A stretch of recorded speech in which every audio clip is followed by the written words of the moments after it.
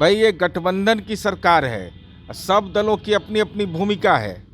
तो ये महागठबंधन के विधायक दल के ने माननीय नीतीश कुमार जी को नेता बनाया, हालांकि वो विधायक है नहीं, तो उनकी तो कोई भूमिका है ही नहीं, न 3 में न 13 में रहे हैं, तो उनकी कोई भूमिका ही नहीं है। तो उनके बयान का मंतव्य क्या हो सकता है? इसका मतलब यह हो सकता है कि अपने दल के नेतृत्व पर ही वह सवाल खड़ा कर रहे हैं, माननीय लालू प्रसाद जी पर, माननीय तेजस्वी यादव पर, कि आपने जो फैसला लिया वो सही फैसला नहीं है, वो विकलांग फैसला है। नमस्कार, मेरा नाम उत्कर्ष है। आप लाइव सिटीज देखना शुरू कर चुके हैं। बिहार के मुख्यमंत्री नीतीश कुमार पर आरोप लगाने वाले पूर्व कृषि मंत्री सुधाकर सिंह के इन दिनों जो शब्द हैं वो बदलते नजर आ रहे हैं। एक तरफ जब बिहार के मुख्यमंत्री नीतीश कुमार पर वो आरोप लगाते थे, लेकिन अब वो कह रहे हैं कि मैं नीतीश कुमार की इतनी तारीफ करूंगा कि चीनी भी जो है वो फीका पड़ जाएगा, लेकिन किसान के हित में काम करें। हमारे साथ बात करने के लिए नीरज कुमार हैं, जदयू एमएलसी। कह तो रहे हैं कि नीतीश कुमार की इतनी तारीफ करेंगे कि अब चीनी भी फीका पड़ जाएगा। जब अनुशासनहीनता के मामले में जो उनका अंदरूनी मामला, उनके दल ने जब नोटिस जारी किया, मंडी कानून को समाप्त करते। मंडी कानून समाप्त हुआ था सर्वदलीय सहमति से ना। मंडी कानून क्या बिहार के किसानों को बिचौलियों के हवाले कर दिया जाए? एक बिहार जैसा राज्य जो आज़ादी के इतने लंबे अरसे तक भूमि सुधार का काम नहीं हुआ, भूमि विवाद एक बड़ी चुनौती रहती है। बिहार को उस परिस्थिति में कृषि कर्मण पुरस्कार मिलना, लोकतांत्रिक तरीके से पैक्स का चुनाव, यह सही है कि अभी भी चुनौतियां उस क्षेत्र में कायम है और कृषि उत्पादन में हम लगातार आगे बढ़ते जा रहे हैं। तो कृषि क्षेत्र में कोई जानता था? बिहार में सिंचाई विभाग क्षेत्र तक सीमित था, लेकिन आज बिहार में नहर हो, चाहे छोटे नहर हो या बड़े सिंचाई की परियोजना हो, उस पर काम हुआ और हर खेत तक बिजली पहुंचा दिया हम लोगों ने। क्या ये बिहार की उपलब्धि नहीं है? इसलिए बिहार के किसानों को बिचौलियों के हवाले नहीं किया जा सकता है। तंत्र को ठीक करना, बेहतर व्यवस्था होती है, हम उस दिशा में लगे हुए हैं। कौन मेरी प्रशंसा करता है, कौन आलोचना करता है? जब संयुक्त राष्ट्र संघ ने ही हमको क्लाइमेट लीडर, हमारे नेता को मान लिया राउंड टेबल कॉन्फ्रेंस में, तो किसी के प्रमाण पत्र की हमको ज़रूरत है क्या? नहीं, ये भी तो कह रहे हैं कि हम दिल्ली यूनिवर्सिटी के छात्र हैं, हम कुछ गलत नहीं बोलते। एक बार भी नीतीश कुमार पर संसदीय शब्द का यूज़ नहीं किए हैं, प्रयोग नहीं किए हैं।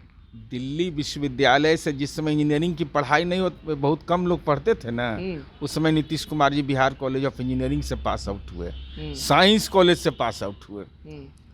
भाई तो शैक्षणिक मामले अलग होते हैं, लेकिन अब आप क्या बोल रहे हैं, नहीं बोल रहे हैं, आपके दल का अंदरूनी मामला है। लेकिन शर्त के साथ राजनीति नीतीश कुमार ने जीवन में किए हैं, न करने वाले हैं। तो सवाल ये भी उठ रहा है ना कि अब उन्हीं के पूर्व नेता रह चुके हैं, पूर्व विधायक भी रह चुके हैं, उदय नारायण चौधरी, वो भी सवाल उठा रहे हैं कि सरकार जो है लंगड़ी सरकार है। तो इसके लिए तो अपनी पार्टी में बात कर लें, दूसरे जगह कहाँ बयान दे रहे हैं?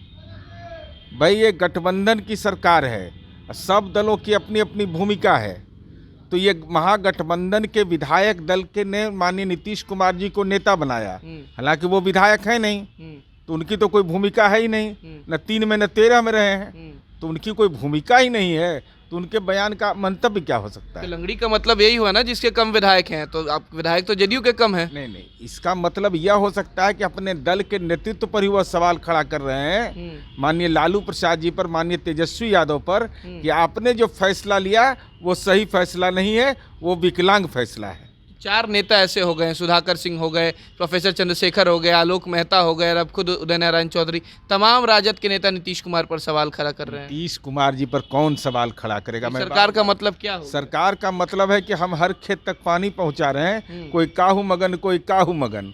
हम मगन है कि हर खेत तक हम पानी पहुंचा दें, हम समाधान यात्रा पर निकले हुए हैं। कुछ लोग को परेशानी है तो परेशानी अपने जगह पर उनका रहना चाहिए, इससे हमारा कोई लेना देना। लेकिन किसी भी सरकार के बारे में इस ढंग की भाषा बोलना कहीं से न्यायोचित नहीं है, जिस सरकार में आप खुद शामिल हो। माफी मांगना चाहिए उदय नारायण चौधरी। अब वो जाने, अरे उनका तो कोई भूमिका सरकार में नहीं है ना, न 3 में न 13 में, लेकिन उसके बावजूद एक राजनीतिक कार्यकर्ता को ऐसे शब्दों का इस्तेमाल करना चाहिए जो भविष्य के आने वाली पीढ़ी के लिए एक उदाहरण हो। एक आखिरी सवाल है, चिराग पासवान बिहार आए हुए हैं, साफ कह रहे हैं कि जिस तरीके से बिजली का दर बिहार में बढ़ाया जा रहा है, आने वाले समय बहुत दिक्कत होगा। नीतीश कुमार कर क्या रहे हैं बिहार के लिए?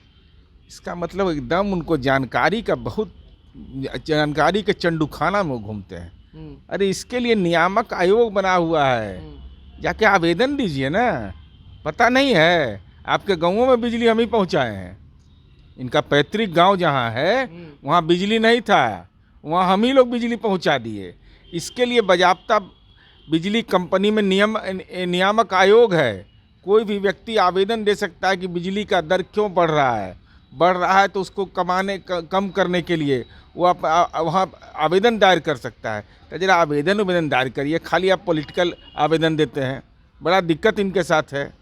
अरे चिराग जब नाम है और चिराग घर घर पहुंचा दिया हमने, बिजली पहुंचा दिया, तो चिराग का जब बिजली दर कम कर जब बिजली जल गया तो लिखने पढ़ने का आदत डालिए ना, खाली बोलने का आदत डाले हुए हैं। जरा लिखिए पढ़िए, जरा कलम में डालिए, कलम डालिए, कलम कागज पर लिखिए, तब ज्ञान भी बढ़ेगा। और नहीं तो राजनीति में नाबालिग अब हमेशा करार दिए जाएंगे। देखिए साफ कह रहे हैं नीरज कुमार की बिजली उनके गांव तक, उनके पैतृक घर तक चिराग पासवान के नीतीश कुमार ने पहुंचाया। ज़रा पढ़ाई लिखाई कर ले राजनीति में। इतना ही नहीं, उन्होंने यह भी कह दिया जिस तरीके से सुधाकर सिंह बयान दे रहे हैं, नीतीश कुमार को क्लाइमेट लीडर माना गया, तो उनके बयान का कोई मतलब नहीं बनता। फिलहाल खबर में सिर्फ इतना ही। आप हमारे साथ बने रहें, हमारे चैनल को सब्सक्राइब नहीं किया है तो जल्द से जल्द कर लें। बहुत बहुत धन्यवाद।